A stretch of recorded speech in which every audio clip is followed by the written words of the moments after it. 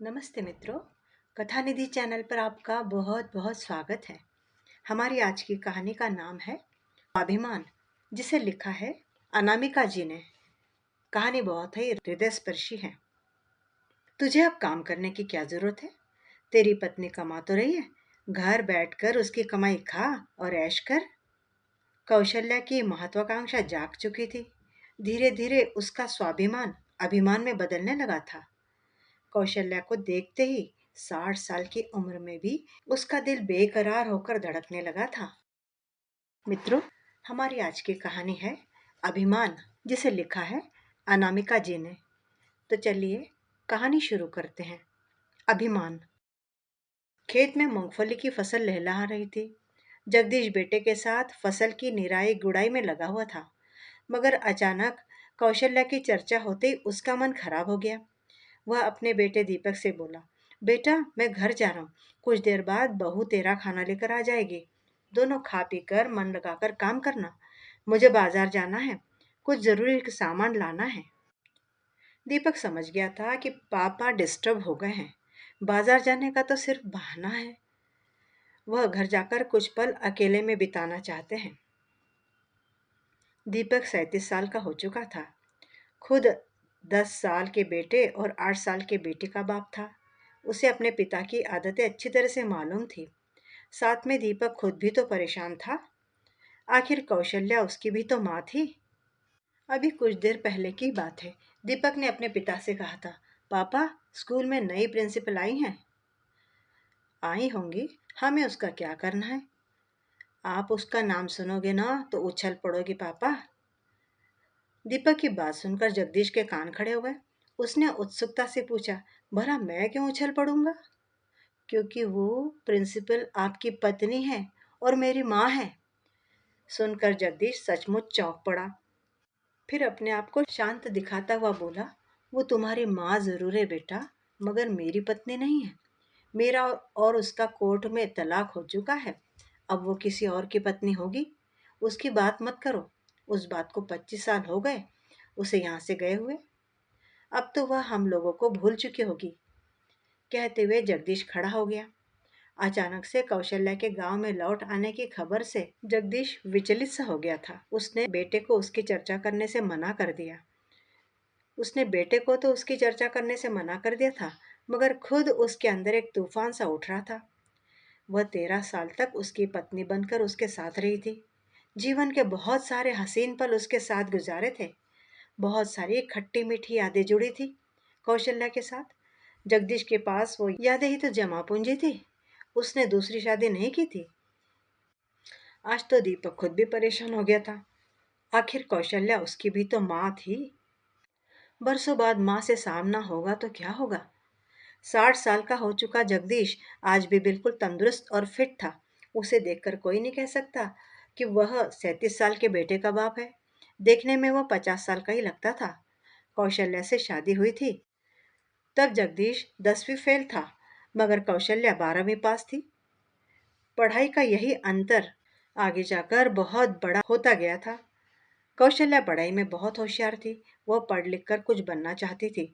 जगदीश उससे बहुत प्यार करता था, इसलिए उसकी हर ख्वाहिश पूरी करने के लिए तैयार हो गया। पहले उसने कौशल्या का ग्रेजुएशन पूरा करवाया, फिर बीएड करवाया। बीएड करते ही वह सेकंड ग्रेड टीचर बन गई। अब 10वीं फेल जगदीश एक सरकारी टीचर का पति था।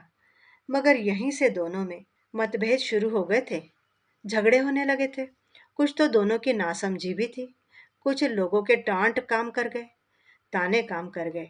बहुत से लोग जगदीश से बातों ही बातों में कह देते थे कि तुझे अब काम करने की क्या जरूरत है? तेरी पत्नी जो कमा रही है, घर बैठकर उसकी कमाई खा और ऐश कर। ऐसी बातें जगदीश को चुभ जाया करती थी। उधर कौशल्या की महत्वाकांक्षाएं जाग चुकी थी। धीरे धीरे स्वाभिमान उसका अभिमान में बदलता गया। उसे कम पढ़े लिखे जगदीश की बातें बेतुकी और बोझिल लगने लगी। लोग भी उसे ताने देते थे कि इतनी ब्रिलियंट होकर तुमने एक अनपढ़ किसान से शादी कैसे कर ली? इतना कम पढ़ा है वो। जब झगड़े हद से ज्यादा बढ़ने लगे तब एक दिन खुद जगदीश ने कौशल्या से कह दिया कि अब हमारा एक छत के नीचे रहना मुश्किल है। जाओ, मैंने तुम्हें रिहा किया, अपनी अलग दुनिया बसा लो। फिर दोनों की रजामंदी से कोर्ट में दोनों का तलाक हो गया। तलाक के समय उनका बेटा दीपक 10 साल का था। उसने माँ के साथ जाने से साफ मना कर दिया। इस तरह कौशल्या बेटे और पति को छोड़कर चली गई। जगदीश बेटे को खेत में छोड़कर घर के लिए निकल पड़ा था। वो सोच रहा था कि इतने वर्षों बाद तो कौशल्या बिल्कुल बदल गई होगी, मगर जब सामने आएगी तब वो उससे मिलेगा कैसे, क्या कहकर बुलाएगा। जब साथ रहती थी तब वह उसे कौशल्या कहकर ही बुलाया करता था, मगर अब तो वह बहुत बड़ी मैडम बन गई है, कौशल्या कहकर तो नहीं बुला सकेगा। विचारों में उलझा वह घर पहुंचा। फिर कुछ पैसे लेकर बाजार के लिए चल पड़ा। पिछले 6 महीनों से जगदीश ने नए कपड़े नहीं खरीदे थे, मगर आज वह नए कपड़े खरीदने चला आया था। उसका मन था कि अगर कौशल्या से उसका सामना हो तो फटे पुराने कपड़ों में न हो। उधर कौशल्या 25 साल बाद उस गांव में आई थी जहां उसकी जिंदगी के 13 महत्वपूर्ण साल गुजरे थे। वहां उसका पति और बेटा रहता था। उस मिट्टी से उसकी बहुत सारी यादें जुड़ी थी। इत्तेफाक से कौशल्या का ट्रांसफर उस गांव में हो गया था जिस गांव को वह 25 साल पहले वापस लौटकर न आने के लिए छोड़कर चली गई थी। 57 साल की कौशल्या बहुत बदल चुकी थी। अब वह बहुत कम बोलती थी। रौबदार और गंभीर चेहरे के साथ उसका व्यक्तित्व पूरी तरह परिवर्तित हो चुका था। स्कूल में ज्वाइन करने के दूसरे दिन कौशल्या ने सभी कक्षाओं के हाजिरी रजिस्टर अपने कक्ष में मंगाए और हर बच्चे के पिता के नाम को गौर से पढ़ने लगी। नारी सुलभ इच्छा के अधीन होकर वह यह देखना चाहती थी कि उसके बेटे दीपक के बच्चे इस स्कूल में पढ़ते हैं या नहीं। अचानक उसे 5वीं कक्षा के रजिस्टर में हरीश नाम का एक लड़का मिला जिसके पिता के नाम के आगे दीपक लाल लिखा हुआ था। कौशल्या खुद को रोक नहीं पाई। वह तुरंत ही 5वीं कक्षा में पहुंची। कक्षा में पढ़ा रहे अध्यापक से उसने कहा, आप कुछ देर स्टाफ रूम में जाकर बैठिए, मैं जरा बच्चों से परिचय कर लूं। कक्षा में प्रिंसिपल मैडम पहली बार आई थी। सभी बच्चे टुकुर टुकुर उसके मुंह की तरफ देख रहे थे। हठात अचानक एक लड़के पर कौशल्या की नजर पड़ी। उसे ऐसे लगा जैसे 10 साल का उसका अपना बेटा दीपक उसके सामने बैठा हो। वही चेहरा, वही नयन नक्श। अरे यही तो हरीश है, उसके बेटे का बेटा, उसका पोता, उसका अपना खून, उसका अपना अंश, बिल्कुल अपने बाप पर गया है। कौशल्या का दिल उसे देखकर भर आया। उसका मन किया अभी उसे उठाकर छाती से लगाकर उसको प्यार करे, बातें करे, थोड़ा सा लाड लड़ाए, मगर वह ऐसा बिल्कुल भी नहीं कर सकी। बस भरी आंखों से उसे निहारती रही। अपने हृदय को दिलासा देने के लिए और पोते की आवाज सुनने के लिए उसने सभी बच्चों का परिचय लिया। जब हरीश ने अपना नाम हरीश बताया और अपने पिता का नाम दीपक बताया तो उसकी आवाज और परिचय सुनकर कौशल्य का रौबदार चेहरा बिगड़ने लगा। ऐसे लगा जैसे अभी वो रो पड़ेगी। वह ज्यादा देर तक वहां न रुक सकी और वापस आकर अपने कक्ष में बैठ गई। सभी अध्यापक अपनी अपनी कक्षाओं में पढ़ा रहे थे, मगर प्रिंसिपल कौशल्या अपने केबिन में अकेली बैठी उस पड़ाव से गुजर रही थी जहां अतीत की यादें एक साथ यादों के घोंसले से निकल निकल कर बाहर आ रही थी। अचानक उसने सोचा, उसके बेटे दीपक का एक ही बेटा थोड़े ही होगा, और संतान भी तो होगी। ये सोचकर उसने फिर से बची हुई कक्षाओं के हाजिरी रजिस्टर खंगालने शुरू कर दिए। इस बार चौथी कक्षा के रजिस्टर में फिर एक लड़की आंचल का नाम उसके सामने आया, क्योंकि उसके पिता का नाम भी दीपक था। कौशल्या अन्य कक्षाओं के बच्चों का परिचय लेती हुई चौथी कक्षा में भी पहुंच गई।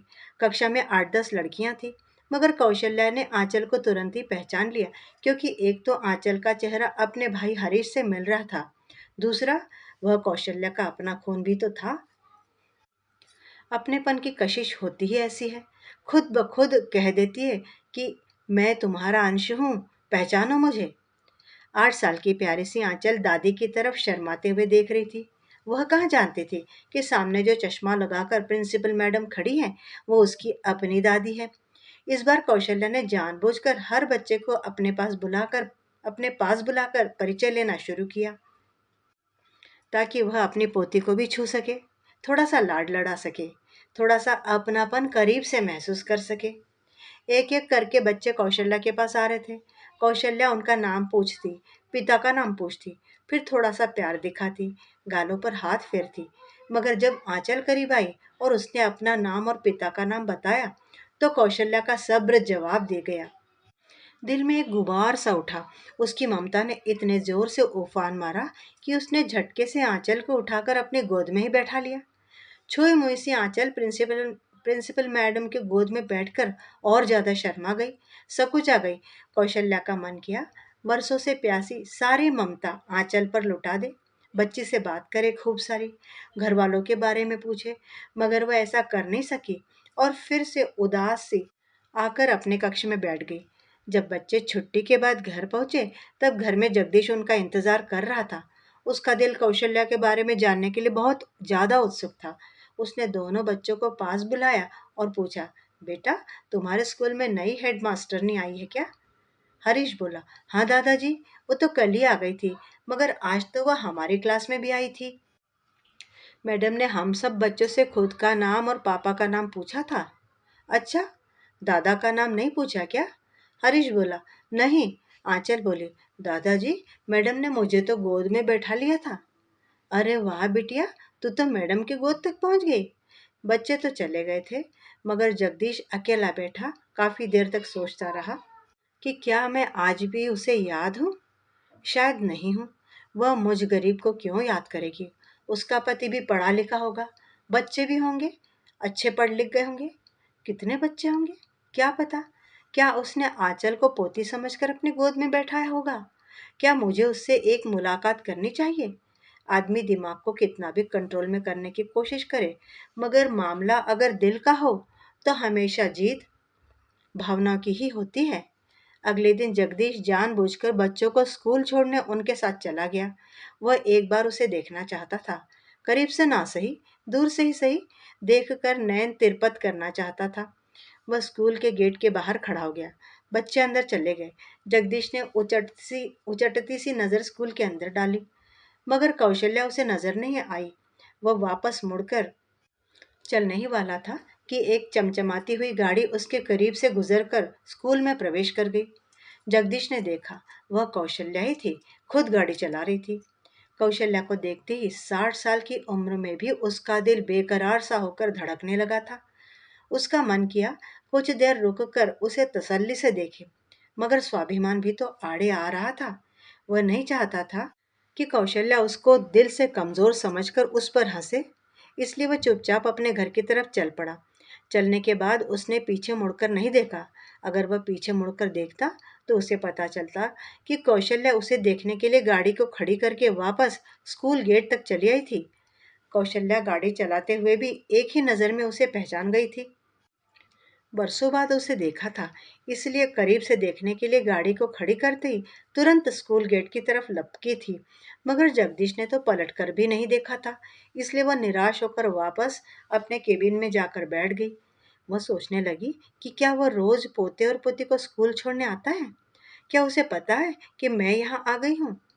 क्या वह मुझे देखने ही यहाँ आया था? प्रिंसिपल का पद अपनी जगह था, गंभीरता अपनी जगह थी, मगर कमबख्त दिल अपनी जगह खलबली मचा रहा था। आम इंसान हो या बड़ा आदमी हो, दिल के मामले में सबकी सोच एक जैसी ही होती है।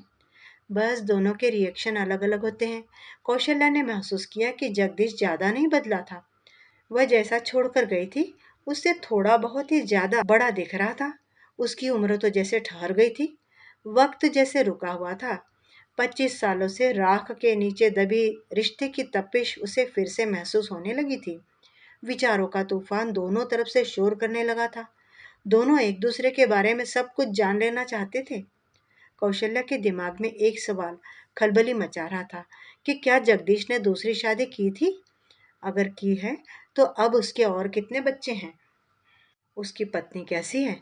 क्या उसकी पत्नी ने मेरे बेटे को सगी माँ जैसा प्यार दिया होगा? आज जगदीश को पोते और पोती को स्कूल छोड़ने आया देखकर कौशल्या के दिल को ये तसल्ली तो मिल गई थी कि जगदीश आज भी दीपक के साथ ही रहता है, भले ही उसने दूसरी शादी कर ली हो। धीरे धीरे वक्त गुजर रहा था। जगदीश दोबारा बच्चों को स्कूल छोड़ने नहीं आया। उधर कौशल्या ने भी बच्चों से दोबारा बात नहीं की। ऐसे लगने लगा कि दोनों तरफ से भावनाओं को दबा लिया गया है।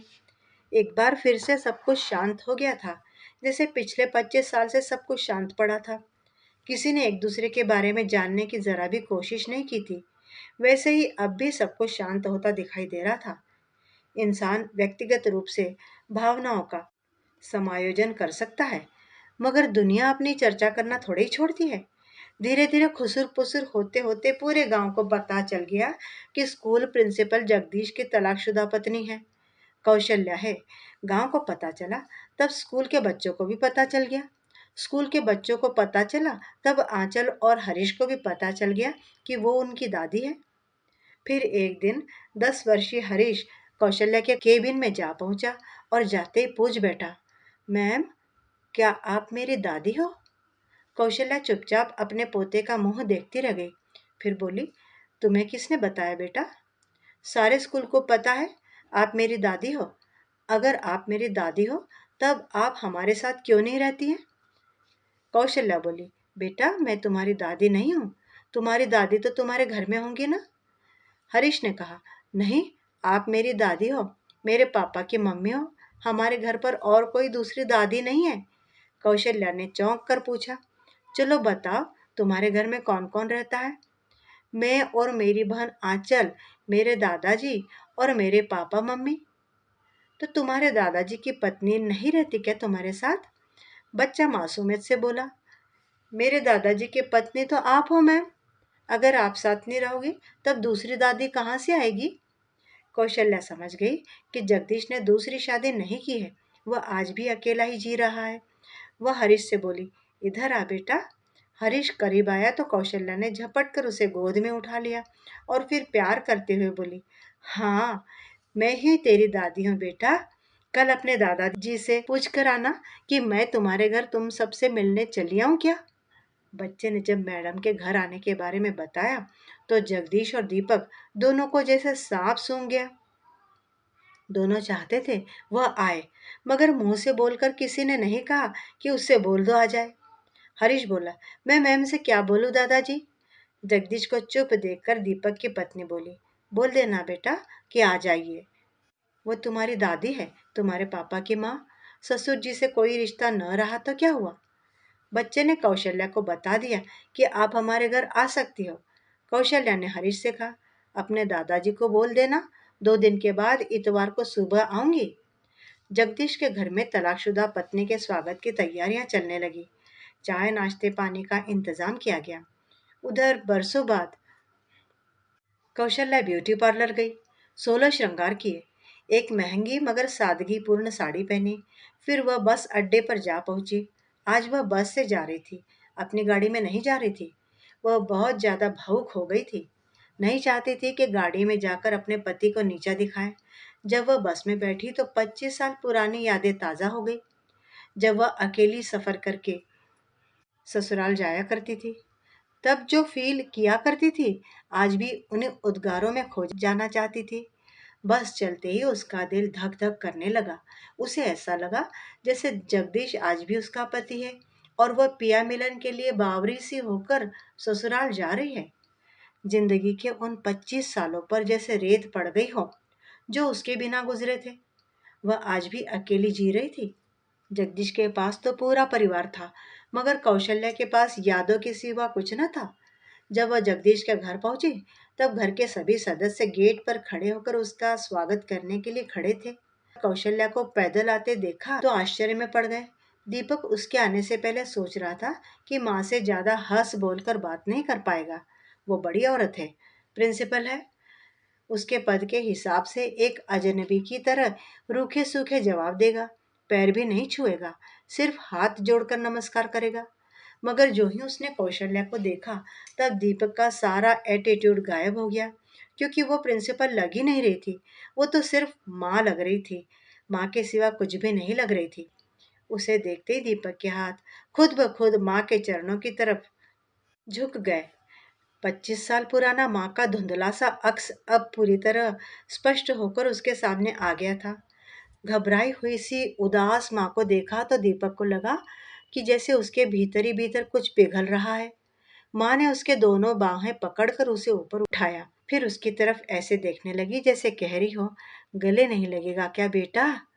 दीपक अचानक फफकते हुए माँ के आंचल से लग गया। कौशल्या की आंखों से भी अश्रुधार बह निकली। माहौल अचानक बोझिल हो गया था, मगर जैसे तैसे माँ बेटे ने बिना कुछ बोले अपनी भावनाओं पर काबू पाया। फिर बच्चे और बहू ने भी उसके पैर छुए। कौशल्या ने सबको गले से लगाया, मगर जगदीश, वो दूर खड़ा था। उसने हाथ जोड़कर अपनी पत्नी का अभिवादन किया तो कौशल्या के दिल के भीतर कुछ टूट टूट कर बिखरने सा लगा। कौशल्या जगदीश के पास जा बैठी। दोनों एकांत में भी चुपचाप बैठे थे। दीपक और उसके बीवी बच्चे उनके पास नहीं थे।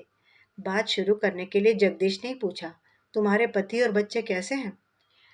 कौशल्या सूनी सूनी आंखों से जगदीश को देखते हुए बोली, मैंने शादी थोड़े ना की है। इतना सुनते ही जगदीश का दिल उछल पड़ा, मगर वह बाहर से शांत रहते हुए बोला, क्यों, आपने भी तो नहीं की दूसरी शादी? जगदीश बोला, बेटे के लिए सौतेली माँ नहीं लाना चाहता था, इसलिए नहीं की। मगर तुम तो फ्री थी। कौशल्या उदास होकर बोली, एक औरत की शादी एक ही बार होती है। दूसरे मर्द को शरीर सौंपना खुद को खत्म कर देना जैसा है। मैं खत्म नहीं होना चाहती थी, इसलिए अकेले जीना मंजूर कर लिया। वह झिझकते हुए बोला, तो लौट आती? कौशल्या ने झटके से सर उठाकर उसकी तरफ देखा, फिर बोली, किस हक से लौट आती? तलाक जो ले चुकी थी। मैं तो नासमझ थी, मगर आप भी उस वक्त कितने ज्यादा चिड़चिड़े हो गए थे। मुझे आप पर भी गुस्सा आता था, पछतावा होता था, मगर जब तक समझ आई तब तक बहुत देर हो चुकी थी। धीरे धीरे मुझे अकेले रहने की आदत पड़ गई। जगदीश बोला, सच कहती हो कौशल्या, उस समय हम दोनों ही छोटे थे, नासमझ थे और गलत थे। मुझे भी तुमसे बिछड़कर बहुत पछतावा हुआ, मगर पछताने से क्या फायदा जब चिड़िया खेत चुग गई थी। कौशल्या बोली, एक बात कहूँ? बोलो। कौशल्या भरे गले से बोली, मेरा बनवास खत्म कर दो। थक गई हूँ अकेले चलते चलते, अब थोड़ी सी सुस्ताना चाहती हूँ। उसका गला रोनता गया। बोली, मैं अब परिवार। जगदीश की आंखों में आंसू आ गए। खुशी के आंसू की झड़ी लग गई थी। चेहरा बिगड़ने लगा था। पता ही नहीं चल रहा था कि वह हंस रहा है या रो रहा है। दीवार के उस पार खड़ा दीपक और उसकी पत्नी दोनों कान लगाकर सुन रहे थे, और उनके भी आंखों से आंसू की झड़ी लग चुकी थी।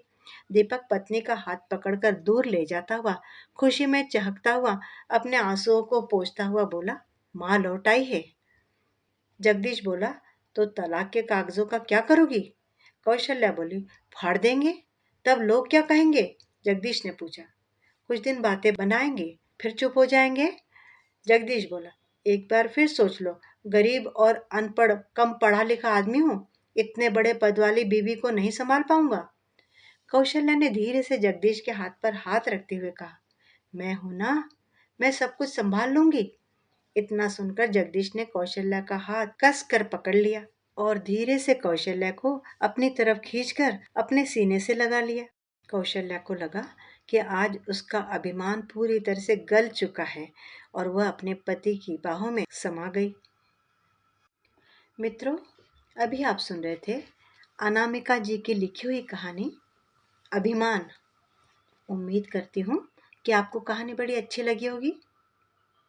अपनी राय कमेंट बॉक्स में ज़रूर ज़रूर लिखिएगा, और चैनल पे नए हैं तो चैनल को सब्सक्राइब भी ज़रूर कर लीजिएगा।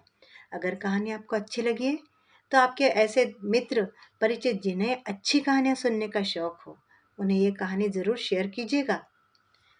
कहानी सुनने के लिए धन्यवाद। आपका दिन शुभ हो।